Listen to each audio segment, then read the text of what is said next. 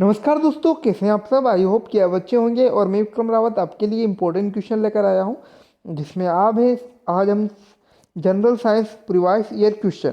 तो दोस्तों, आज हम जो सामान्य विज्ञान है उसके कुछ इम्पोर्टेंट क्वेश्चन के बारे में चर्चा करेंगे, जो कुछ पहले एग्जामों में पूछे जा चुके हैं, जैसे SSC, NTPC, railway, Delhi police. इसके अलावा जो एमपी पुलिस की कांस्टेबल है दोस्तों, उन्हीं एग्जामों में ये क्वेश्चन पूछे जा चुके हैं। तो उन्हीं क्वेश्चन के वापस आने की संभावना बहुत है।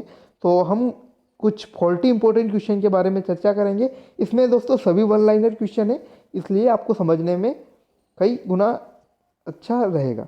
तो स्टार्ट करते हैं। पहला है, कच्चा एल्यूमिनियम पाइराइट के नाम से जाना जाता है। तो इम्पोर्टेंट दोस्तों, जो कच्चा एल्यूमिनियम है उससे पाइराइट के नाम से जाना जाता है। उसके बाद सेकंड, मानव त्वचा में पाए जाने वाला वर्णक मेलानिन है। दोस्तों, जो मानव का जो शरीर का वर्ण होता है, वर्णक या रंग जो होता है, वो मेलनिन नामक जो वर्णक होता है उसके कारण होता है। इसके बाद पेलाग्रा रोग नियासिन पोषक तत्वों की लगातार कमी से होता है। दोस्तों, जो विटामिन B12 की कमी से होने वाला रोग पेलाग्रा है, वह नियासिन पोषक पदार्थों की लगातार कमी से होता है। इसके बाद देखेंगे, फ्लू विषाणु द्वारा होता है। तो जो फ्लू होता है दोस्तों, हमारे शरीर में बीमारी है एक। हाँ, इसके बाद देखेंगे नेक्स्ट क्वेश्चन अपना दोस्तों, आतिशबाजी में लाल रंग स्ट्रांशियम के कारण होता है। दोस्तों, जो धातु है स्ट्रांशियम, उसके कारण है जो आतिशबाजी में लाल रंग उत्पन्न होता है। इसके कारण प्रतिध्वनि का कारण ध्वनि का परावर्तन। दोस्तों, जो ध्वनि का परावर्तन होता है उसके कारण प्रतिध्वनि उत्पन्न होती है। इसके बाद देखेंगे, दाढ़ी मूंछों का निकलना टेस्टोस्टेरोन हार्मोन से संबंधित है। दोस्तों, जो लिंग हार्मोन है या सेक्स हार्मोन, तो टेस्टोस्टेरोन जो हार्मोन है पुरुषों में पाया जाता है। इसके कारण जो दाढ़ी मूंछ पुरुषों में ही निकलती है। इसके बाद विश्व वन दिवस, जो कि 21 मार्च को मनाया जाता है। दोस्तों, यहाँ से इंपॉर्टेंट क्वेश्चन बन सकता है आपका, और इसके आने की संभावना कई गुना है। तो विश्व वन दिवस 21 मार्च को मनाया जाता है।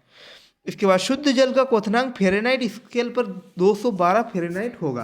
तो फ़ारेनहाइट का जो शुद्ध जल का क्वथनांक है, तो उसको अगर आप फ़ारेनहाइट में अगर इसको देखें तो 212 फ़ारेनहाइट होगा। और क्वथनांक अगर डिग्री सेल्सियस में देखें तो ये होगा दोस्तों 100 डिग्री सेल्सियस क्वथनांक। और नेक्स्ट है, समुद्री जल से नमक वाष्पीकरण विधि द्वारा तैयार किया जाता है। इसके बाद 11वां है अपना, मोनोजाइट थोरियम का अयस्क है। ये भी इंपॉर्टेंट दोस्तों, देख सकते हैं आप इसे, मोनोजाइट थोरियम का अयस्क दोस्तों इंपॉर्टेंट क्वेश्चन बनता है यहाँ से। इसके बाद देखेंगे हम क्वेश्चन 12, रेडियो कार्बन डेटिंग से जीवाश्म की आयु निर्धारित की जाती है। रेडियो डेटिंग कार्बन डेटिंग विधि जो है दोस्तों, उसके कारण उसके माध्यम से जो है जीवाश्म की आयु का निर्धारण किया जाता है। इसके बाद क्वेश्चन है अपना, लकवा रोग विटामिन B7 की कमी से होता है। तो जो मनुष्य को लकवा मार जाता है दोस्तों, वो विटामिन B7 की कमी से होने वाला रोग है। इसके बाद माइका विद्युत का कुचालक है। माइका यानी अभ्रक जो होता है दोस्तों, वह जो होता है विद्युत का कुचालक होता है। इसके बाद तेल दीप की बत्ती में तेल ऊपर चढ़ने का कारण केशक तत्व है। तो ये भी इम्पोर्टेंट। इसके बाद शुगर बेबी तरबूज की एक प्रजाति है। इसके बाद हम देखेंगे, सबसे भारी धातु जो है ओस्मियम है। दोस्तों, ओस्मियम है जो सबसे भारी धातु के नाम से जानी जाती है। इसके बाद वर्षा की बूंद गोलाकार होने का प्रमुख कारण पृष्ठ तनाव है। जो पृष्ठ तनाव होता है दोस्तों, जिसमें प्रत्येक अणु अपने अंदर की ओर जो आकर्षण बल महसूस करते हैं, उसे ही पृष्ठ तनाव कहते हैं। तो पृष्ठ तनाव के कारण जो है वर्षा की बूंदें गोल होकर धरती पर गिरती हैं। इसके कारण कोशिका के अंदर ऊर्जा का निर्माण माइटोकॉन्ड्रिया द्वारा होता है। दोस्तों, जो कोशिका का माइटोकॉन्ड्रिया होता है उसे कोशिका का पावर हाउस या ऊर्जा ग्रह के नाम से भी जाना जाता है। इसी प्रकार जो राइबोसोम होता है उसे प्रोटीन संश्लेषण कहते हैं, जबकि जो हरित लवक होता है उसे कोशिका का रसोई घर के नाम से जाना जाता है। इसी प्रकार दोस्तों, बहुत इंपॉर्टेंट चीज़ है, अगर आप कोशिका का अध्ययन करें तो सिगरेट लाइटर में ब्यूटेन गैस प्रयुक्त की जाती है। दोस्तों, जो सिगरेट लाइटर होता है उसमें मुख्य रूप से ब्यूटेन गैस का प्रयोग किया जाता है। इसके बाद हृदय गति की जांच कार्डियोग्राम यंत्र द्वारा की जाती है। इसके बाद सभी भारी रेडियो सक्रिय तत्व अंतिम रूप से सीता में परिवर्तित हो जाते हैं। दोस्तों, जो रेडियो सक्रिय तत्व होते हैं, लगभग सभी भारी जो तत्व होते हैं, सभी अंतिम रूप से सीसा में परिवर्तित हो जाते हैं। इसके बाद मनुष्य मस्तिष्क का सबसे बड़ा भाग सेरिब्रम है। तो इम्पोर्टेंट दोस्तों यहाँ से बनता है क्वेश्चन, मनुष्य के मस्तिष्क का सबसे बड़ा भाग कौन सा है, तो यह है दोस्तों सेरिब्रम। इसके बाद नीली स्याही बनाने में फेरस सल्फेट प्रयोग किया जाता है।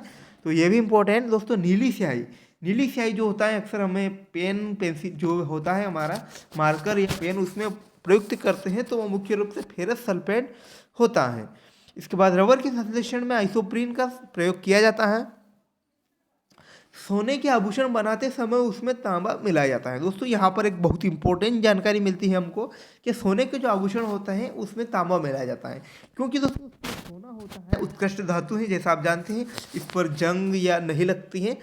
और जो सोना जो होता है दोस्तों बहुत मुलायम होता है, मुलायम होने के कारण इसके जो आभूषण बनाना संभव नहीं है, जिसकी इसको मजबूत बनाने के लिए इसमें कुछ मात्रा में जो है तांबा मिलाया जाता है। इसके बाद न्यूट्रॉन एक अस्थायी है दोस्तों, न्यूट्रॉन जो उदासीन होता है इस पर कोई आवेश नहीं होता है, तो यह एक अस्थायी है। लिम्फोसाइट रोगाणुओं से हमारे शरीर की रक्षा करती हैं। जो सफ़ेद रक्त कणिकाएं होती हैं दोस्तों, वाइट ब्लड कार्पल WBC जो होता है हमारे शरीर में रोगाणुओं से रक्षा करता है। इसके बाद चमगादड़ अंधेरे में उड़ते हैं क्योंकि चमगादड़ पराश्रव्य तरंगे उत्पन्न करते हैं। इसके बाद किडनी का प्रत्यारोपण सर्वप्रथम जोसेफ मोरे ने किया। तो जो है दोस्तों जोसेफ मोरे, उन्होंने सबसे पहले किडनी का प्रत्यारोपण किया था। और एक इसके बाद देखेंगे इलेक्ट्रॉन त्यागने की प्रवृत्ति ऑक्सीकरण कहलाती है। तो जो इलेक्ट्रॉन त्यागने की प्रवृत्ति होती है दोस्तों ऑक्सीकरण कहलाती है। इसी प्रकार इलेक्ट्रॉन ग्रहण करने की प्रवृत्ति जो होती है अपचयन कहलाती है। इसके बाद प्याज एवं लहसुन में गंध पोटेशियम के कारण आती है। दोस्तों जो प्याज एवं लहसुन होती है उसमें पोटेशियम सबसे अधिक उपस्थित होने के कारण उनमें गंध आती है।